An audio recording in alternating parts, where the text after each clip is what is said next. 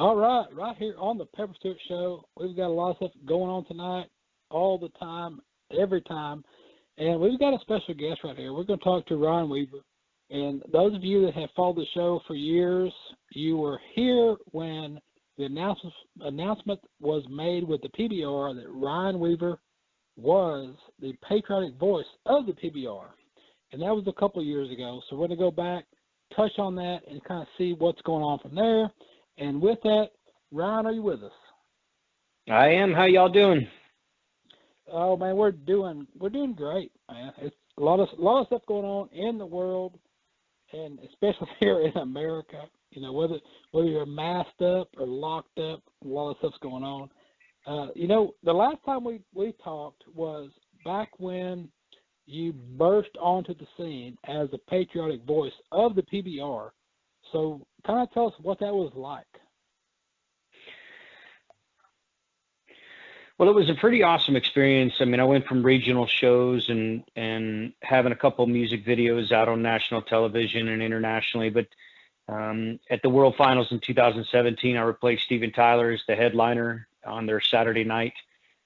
Sold out arena there in Las Vegas was pretty amazing. Got to learn a whole lot about the PBR in a real short period of time. But you know, going into 2018, we started off in Madison Square Garden, which as an independent artist without a song on the radio, performing in Madison Square Garden and singing the national anthem twice there. I mean, it was pretty incredible to stand in that arena and know the names that had graced stages there and performed there. But being part of the PBR there was incredible, right down next to Ground Zero. And, you know, it was just an awesome experience to get started off at the beginning of the year there.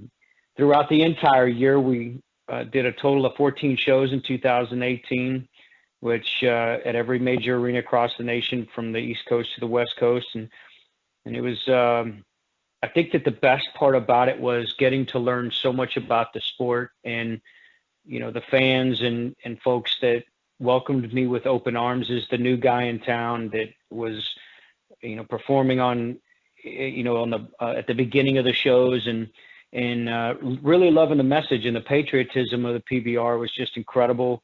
And I learned real quick how patriotic the Western sports fans are, and really got, you know, involved in the world and learning as much as I possibly could about it. Well, yeah, because you know when you go out to PBR, you go to bull riding, and you go to events, and you really tap into rural America, and it kind of gets lost out there. You know, with everything else going on, people don't really think about that. And so when you tap into that, you really see, you know, where the folks come from, where they're at, and they really embrace, you know, the Western lifestyle, Western sports. And it's such a great, you know, opportunity for you to come in and just see how that goes, you know, you've been embraced and all. In doing that, what was something that you didn't think was possible that kind of happened in that?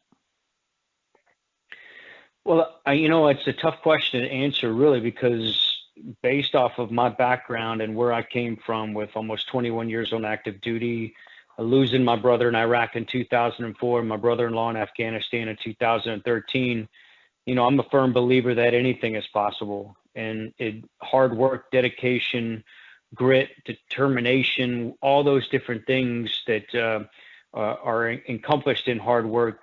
I got to learn that in the Western sports world, especially with the bull riders and what they were capable of doing.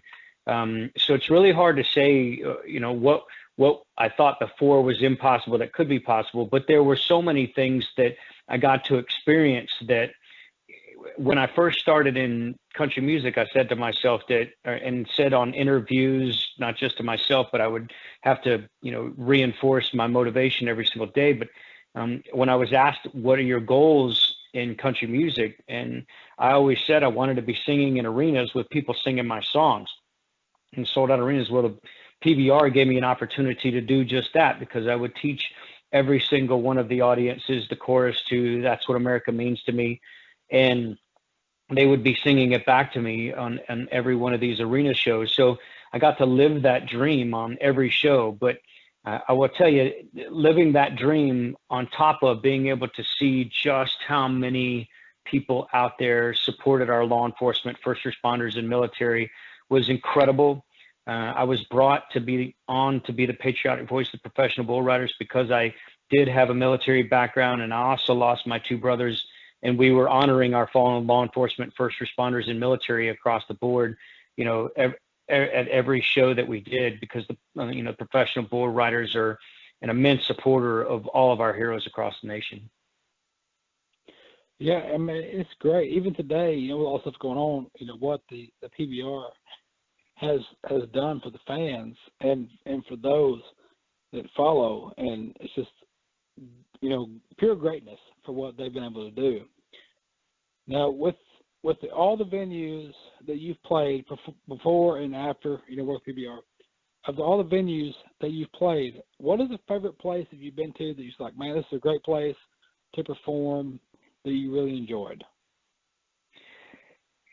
For the PBR performances, I have to say that one of the most incredible experiences was performing in AT&T Stadium with the largest crowd the professional bull riders ever had, of over 40,000. That was just insane. It was so much bigger than anything else that I had experienced. Obviously, being able to perform at the World Finals was incredible.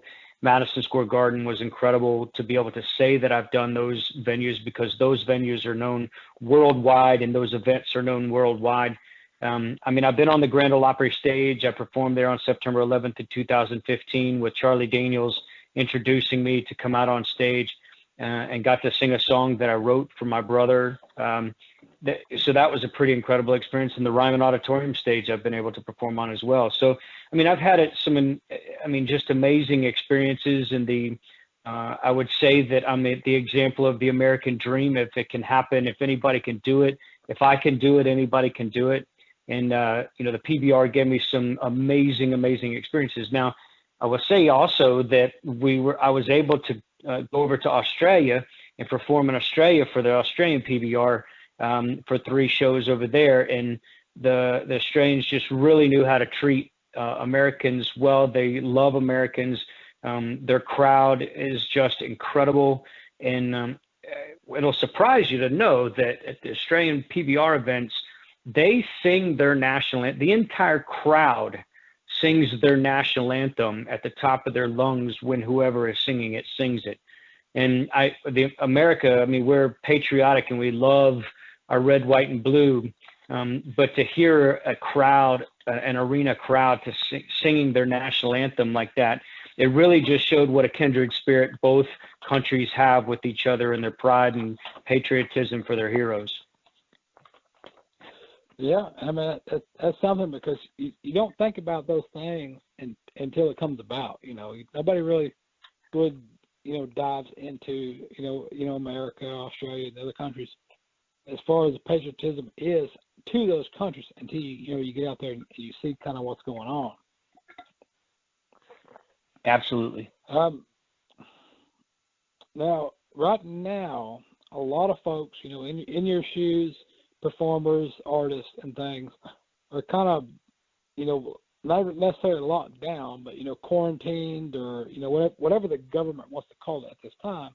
But, a lot of folks are kind of, out at the house, not able to go and perform shows. So what are you doing right now to kind of pass the time, while all this stuff's going on? Well, I think one of the important things about being an athlete, like the PBR athletes, Western sports athletes, that there's a parallelism with the entertainment side of it, is being able to market yourself to partner brands, and being able to sell yourself as something that sponsorships and companies want to be involved in, because you can help them sell their products as well. Really, what it boils down to is, if a bull rider is wearing something on his vest, a sponsor put that there because they felt they were worth the money to put it on their vest or on their shirts or whatever it may be, to be advertisement for the company. Well, as the patriotic voice of professional bull riders, I met up with Lane Boots out of Arlington, Texas, and have my own cowboy boot line that's in over 30 stores across the nation, to include the shelves of some of the Boot Barns across the nation, and online anywhere with Boot Barn. And multiple other stores. So my cowboy boots are doing well. I also have a partner brand with Nine Line Apparel. Nine Line Apparel is a veteran-owned apparel company that has patriotic clothing. Folks can go to ninelineapparel.com and search my name, search Ryan Weaver, and you'll see that I have several T-shirt designs and ball cap designs with them. And I have leather and Liberty Home concealment flags for your home protection plan, the lockable concealment flags for your firearms at your house. So I've reached outside of the music realm and thought outside of that music box, because straight up, I mean, everybody knows out there now, streaming music doesn't make an artist any money unless you're streaming billions of streams. And even then, you see the fractions of dollars. And as you said, if you're not out there doing shows, what are you doing to make money, and how are you passing the time, and how are you paying your bills, and that kind of thing. So I think that one of the most important aspects of what the popularity that I wouldn't say fame, because I didn't necessarily haven't gotten famous yet, because I'm still an independent artist and I'm not in the top 40, but marketing myself out to those companies and having partner brands, and the partner brands being successful partner brands that really want you, and appreciate your hustle and appreciate you being able to get their product out there to folks. I've been fortunate that I have those partner brands during this time, because I have some great partners, great companies that I'm working with, and folks are that love patriotic stuff are still buying. So I've been fortunate in that regard. I mean, I do motivational speaking and I do concerts also, because I talk about my background and my story, and I do motivational speaking. So all of my conferences and all of my shows and everything obviously are no longer happening right now, but the partner brands are still being relatively successful. So anybody out there who's thinking about getting into the Western sports world, I think if anybody could watch the mini bull riders out there and how their parents market them to sponsors and those kind of things, those bull riding is extremely important, because you got to ride your bulls to get paid, or riding your horses, or whatever it may be, to get paid, your broncs. But you also can market yourself as a sellable item to those sponsor companies out there, to be able to make additional dollars. Say if you get injured or whatever it may be, your sponsorships are going to still be able to help you pay the bills. Yeah, and that's kind of what it's all about, every event's a different thing, and ride for ride, you never know what's going to happen. But tell us a little bit about what it's like being part of, Turning Point USA, and kind of being a ambassador for them. So tell us what that's about. I just started with Turning Point USA this year, and unfortunately, most of their events that they have speakers and whatnot come out to have been canceled. But talking about capitalism and the freedoms that we have in this great country, and our constitutional rights, and being a supporter of our First and Second and all the amendments that are out there, all of the amendments that we have in our Constitution, being a supporter of our constitutional rights is obviously extremely important to me. I fought for those rights as a military service member, and you can relay a genuine message. You can provide hope and inspiration to a younger generation of folks that are out there, and also inspire others to overcome obstacles and adversities in their lives. And being that part of the Turning Point USA ambassadorship that I've taken on has just been an awesome experience for me. And that's good for the folks to check out.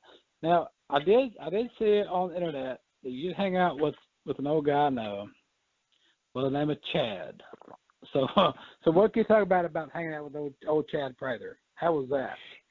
Oh, Chad Prather's a hoot. He's a great guy. He's probably got one of the nicest, kindest hearts that you can have. He's a true gentleman when it comes to reaching out to folks like me. I mean, I'm not a major artist, and he brought me on his show, which has a massive reach. And then he and I co-wrote a song together called "He's Still Your President," which everybody can go out and listen to. And we love that song. It's a comedy parody song about the election and everything that's going on. And essentially, Trump Jr. posted on his Instagram page, and not to get political and stuff like that, but I follow Trump Jr.'s post because he has funny memes and has some great comedy on his page. But he posted a picture of his the president, his dad, with an acoustic guitar and Pelosi behind him and said, "I got a love song for you. It's called He's Still Your President." Well, I was like, dude, we got to write a song about that. And if anybody is going to have great political humor and be able to